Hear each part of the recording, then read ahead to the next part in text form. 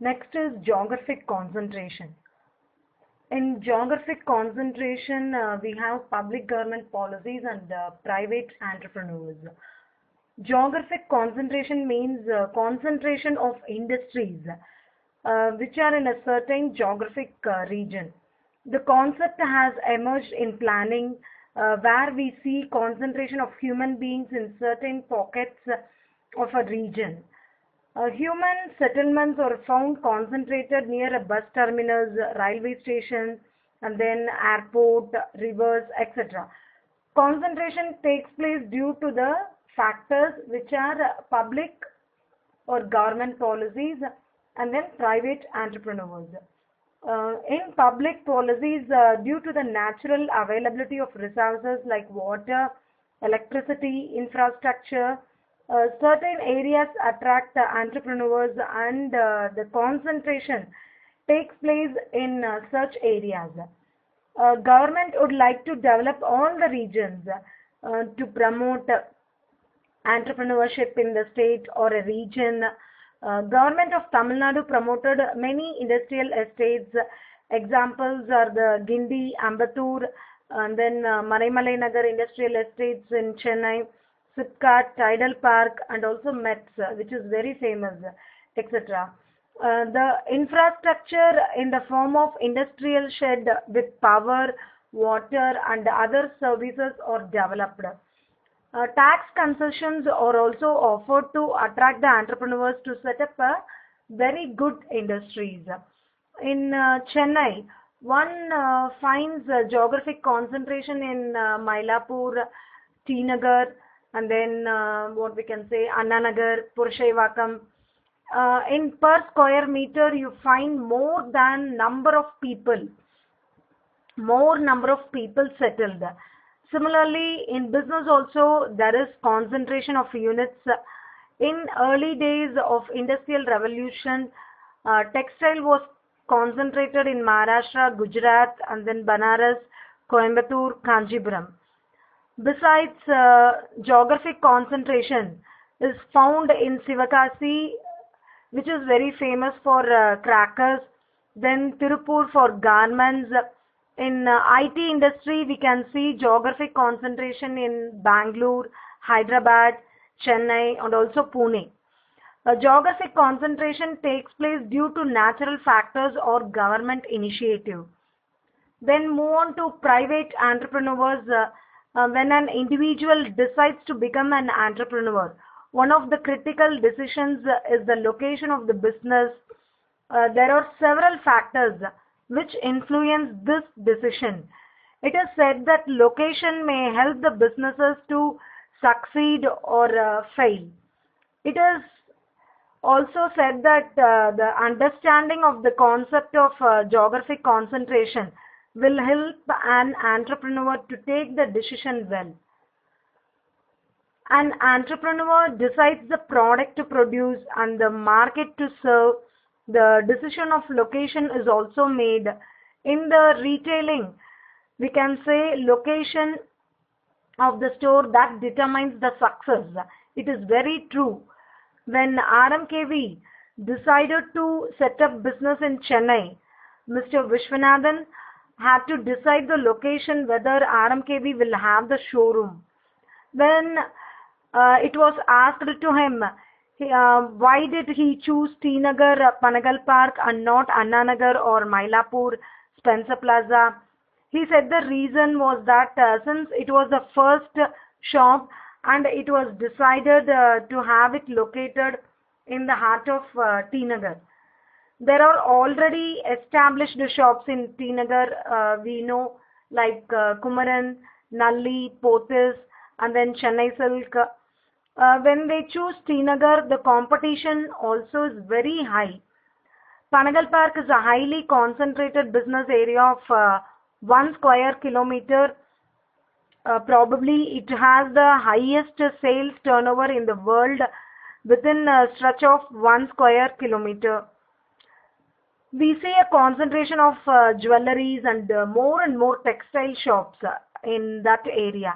In the case of RMKV textiles, the reason behind is given that since they are opening their first showroom by opening in Panagal Park, maximum visibility will be gained. It is more true. A second showroom can be opened in any other area because first showroom will give us a better concentration for the people. The IT industry is concentrated on old Mahabalipuram. These are some of the examples.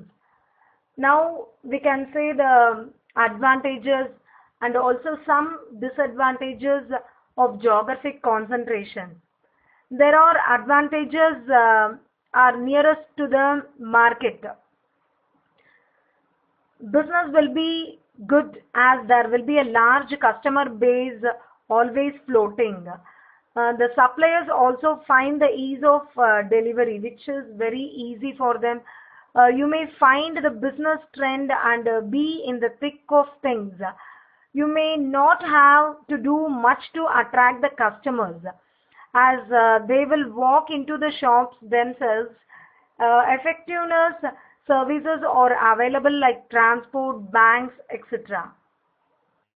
And disadvantages or a high level of cut through competition, and then difficulty in differentiating yourself, high cost of location as property value, and then for the same rent you will get a large space outside the geographic concentration. Besides, such areas are often too congested. And then Tirupur and Sivagasi are the two classic examples we can say for geographic concentration in Tamil Nadu. A few entrepreneurs started their industry and others also followed them. The entrepreneurs joined together and developed the services and infrastructure. Thus, instead of the government developing it, it's often the private entrepreneurs who develop a region. The decision to locate business venture in geographically concentrated area mainly depends on the availability of finance. We can say type of product, consumer behavior, and then target customers. When HMT introduced electric bulbs in the market, they found that the bulbs were available mainly in geographic concentrated areas where all the electrical shops were located. There were areas where these shops were located like the Rich Street in Chennai, which is very famous. Research has revealed that customer did not keep a sharp eye on the place which is far off. Customer wants everything which is at one place and near to their home place. Customers did not keep a spare bulb in the house, fearing it might break. When a bulb got fused, we can say consumer had to rush to the electrical shop which was located in certain pockets of the region and which may be a little far off from his house. On the basis of the research, so HMT decided to sell electric bulbs in Pottikadai. The availability became very useful for the customers because in small retail shops are virtually found on every street. So nearness to the market is a defined reason for a definite reason for a great success. Entrepreneurs can choose any of the three, the niche, geographic concentration, and then networking at the time of entering the market or when they decide to grow or when they face competition respectively. Next is franchising. Franchising as a strategy for entering a business. During the recent years, we can say franchising has been expanding rapidly, very well, and has found new areas of application. It is becoming more and more popular form of business. Franchising provides an opportunity for an entrepreneur to enter a business with less risk, without experience and knowledge of the business. It is also an important strategy by which an entrepreneur can grow an existing business with less investment. So franchising is an arrangement whereby one party grants another. If I am the party, I am the franchisor, I am granting to another. The person to whom I am granting is called the franchisee. The right to use its trademark. The person has the right to use the trademark of mine or trade name as well as certain business systems to produce and market goods or services according to specifications. The franchisee pays a one-time franchisee fee plus a percentage of sales revenue as royalty. There are modes of franchising. There are three distinct ways of franchising. The first one is product franchisee. In product franchisee, franchisors simply distribute certain products to a retailer who is given exclusive right to sell these products in a specific geography, gas station, car dealership, cigarette dealership, automobile dealership, clothing companies, etc. or some of the practical examples of product franchising. The next comes manufacturing franchisee. Franchisor grants the license to manufacture or sell products in a given territory. In other words, manufacturers give franchisees the right to use a given manufacturing process or formula for producing goods or for selling products. Examples are cool drinks manufacturers like Coca-Cola, Pepsi, and then KFC, etc. Then we have a third one, business format franchisee. Under this, franchisor provides the franchisee with a comprehensive and also extensive operating system. Franchisee has to strictly comply with the requirements of the system or has to risk losing the franchisee. That is more important.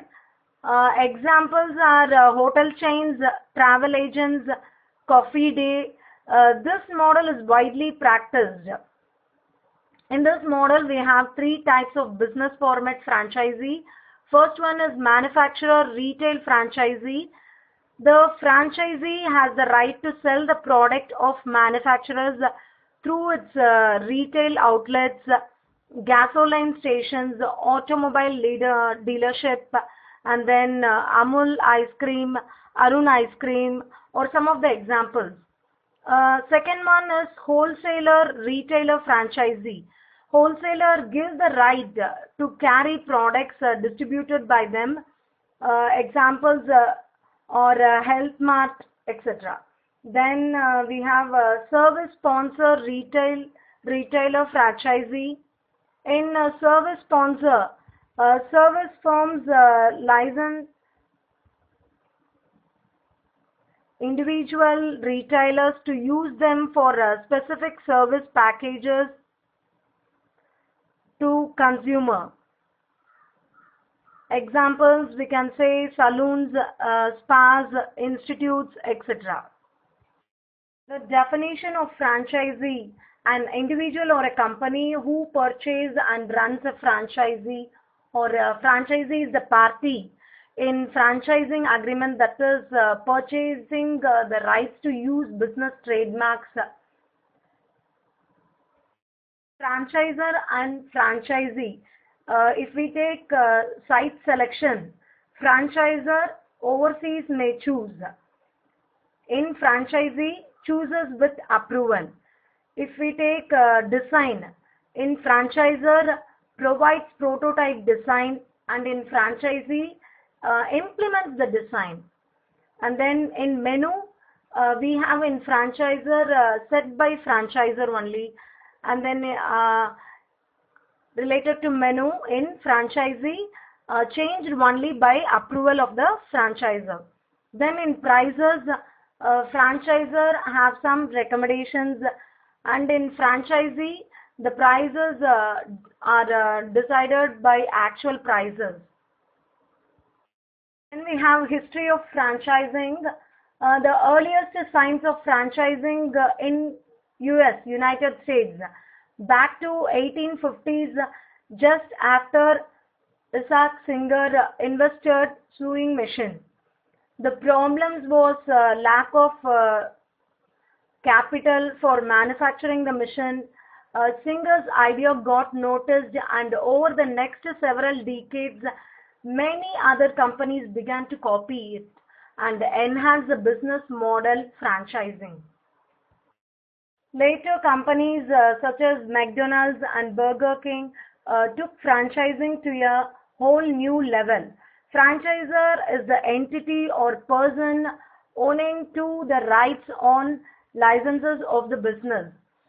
Authorization granted by a manufacturer to distributor or a dealer to sell his products. Then move on to the objectives. In objectives, understanding the definition and also the concept of franchising, then types of franchising, benefits and pitfalls of franchising. Franchising in India. In India, with its huge market and also growing demand in all sectors of the economy, is extremely attractive proposition for the entry of foreign brands through franchising routes. In the 1990, the market opened foreign franchising. Franchising is in early stages in India and has become increasingly popular as a means of doing business. As a result of it, the Franchising Association of India was set up in Mumbai in the year 2000. The key attractions for this franchising is lower capital requirement, laws, language, and then huge market. Early entry of foreign players. International soft drinks and hotel franchisor arrived in India. Marks and sponsors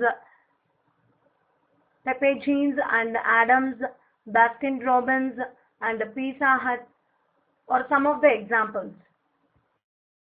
It took some time for international franchisee to become acceptable because of certain attitude of Indian business. If the brand name is very well known, if your brand name is very well known, then worldwide the product is marketable in India. If your product is very well known worldwide, then the product is very easily marketable in India. Lower the price, product or services can be sold at the more customers they are likely to have. India offers lots of potential for franchising community. In many instances, the products sold by the franchisee outlets may have to be significantly tailored to local taste. Foreign franchisor to be needs aware of local culture and also customs. The types of franchisees are business format, product or trade name, and then dealership, master franchisee, unit franchisee, and then regional franchisee. Then we move on to the advantage of franchisee. The first one is increased number of outlet with minimum capital. That is most important. Then name recognition. Running small business under franchisee name is very, very beneficial. Big business help in corporate marketing, proper and then effective marketing tactic, training and management facilities. Then we have some disadvantages also. The first one, it has to control and coordinate a network of semi-independent businessmen. Then indulgence of big business into small business. Then safeguarding the interest of both the parties is very, very complex. Then much time is required while selecting a franchisee. Then complex procedure. The procedures are little bit complex. So to develop the franchising system, we have to follow develop a good business for franchisee, creation of business plan, intellectual property rights, IPR, and then preparation of legal documents, identifying franchisee. These steps need to be followed for a very good franchising system. Next, the most important topic is women entrepreneur. Women have been held in Indian mythology and a culture, however, have been subjugated to a lot of social injustice. They were deprived of their work. Women have been subjugated to a lot of social injustice. They were deprived of privileges like education, career, decision-making power, equal opportunities, right of expression, etc. On the years, some by women were treated as second-class citizens. They were exploited and viewed as childbearing machines and little robots discharging all household works. Things began to change progressively during the industrial age. Few factories like tailoring and then food processing, doll making, bead rolling, etc. began to employ women on a larger scale. Even in the agricultural sector, women were employed in soft labor like transplanting and weeding and plucking flowers, etc. Then social activities, political parties, NGOs, etc. spoke about women and empowerment. We can see the impact of liberalization and globalization on women. After the advent of liberalization and globalization, women began to compete with men on an equal footing. That is more true. The ever-growing cost of living warranted both the husband and wife to work to supplement family income. The presence of women in the sunrise sector is phenomenal. However, they present at the top of the managerial hierarchy across sector is still small. With the spread of higher education into every nook, more women are still illiterate.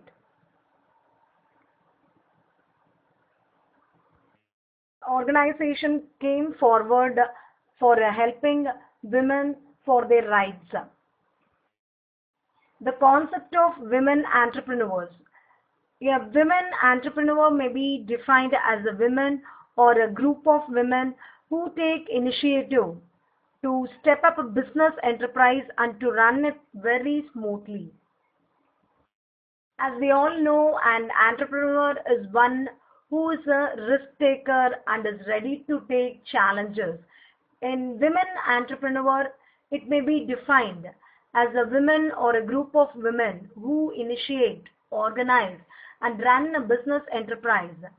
Government of India has defined women entrepreneurs as owning and controlling an enterprise with a woman having a minimum financial interest of 51% of the capital and giving at least 51% of the employment generated in the enterprise to women. Women entrepreneurs has got a marvelous qualities. The qualities are hard work, we can say patient, motivator, and then a very good advisor, and then educated, intelligent, very smart, adventurous. We can say more and more words for a women entrepreneur. Their qualities are day by day increasing. They are proving themselves as excellent in each and every moment. In Indian approach, as per our Pandit Jawaharlal Nehru says, when women move forward, the family moves, the village moves, and at last the nation also moves. Earlier there were 3 Ks: kitchen, kids, knitting. Then came 3 Ps: powder, puppet, pickler. Then at present there are 3 Es: electronics, energy and engineering. When we see the growth of women entrepreneurs, as per 1991, only 1,85,900 women entrepreneurs in handlooms, agriculture and agro-based industries were available. In 1995 to 96, only 2,95,680 women entrepreneurs. And after the 8th 5-year plan, it has been increasing. And now also it is increased to a great extent. Many women are engaged in marketing, communication, and then banking sector. So they are proving themselves in each and every step to be very excellent and showing their potentials. The statistical data of women entrepreneurs in the world, if we take India in the year 1970 and 1971, 1970 to 1971, it is the percentage is 14.2, and in 1980 to 81, 19.7. In USA it is 45, UK 43, Indonesia 40. So people are proving themselves to be excellent by using the facilities available in the country. Development of women entrepreneurs. The measures, strategies to be taken up to promote women entrepreneurship for better educational facilities, and better educational facilities and schemes should be extended to women at large. Then periodical training. Training needs to be given to women students to develop a set of entrepreneurial skills needed to start a venture. Encouragement of women participation in development. Women participation needs to be encouraged in every field, in decision making at home, educational institution, or else social forums, etc. Then we can have vocational training needs to be extended to women community, which enables them to understand products and production processes. Then special counseling may be organized by various agencies to encourage women in particular field to mold their attitude in favor of entering into entrepreneurship rather than seeking jobs in the job market. Then marketing support. Industrial estate would carve out a mechanism to provide marketing outlets for display and sale of products made by women entrepreneurs in particular area. Women Entrepreneur Guidance Cell may be set up to examine various problems encountered by women entrepreneurs and tender smart advice to women entrepreneurs. Support of DIC, District Industry Center, should provide all support to women entrepreneurs in their trade and business operations. Then government sustained support should continue to put in place mechanisms to motivate women entrepreneurs constantly to engage in small and medium ventures. Then support at industrial estates, infrastructural facilities like offering financial assistance, plots, so should be offered to women entrepreneurs on a priority basis. Government has taken more and more steps taken by the government, we can say training programs, and then District Industry Center, and then Mahila Vikas Nidhi, then Rashtriya Mahila Kosh. So many steps are taken by the government. There are more self-help groups for the women development, women entrepreneur development. All the women should make use of the opportunity which they are having and put it in action to become an excellent person in the world. Well.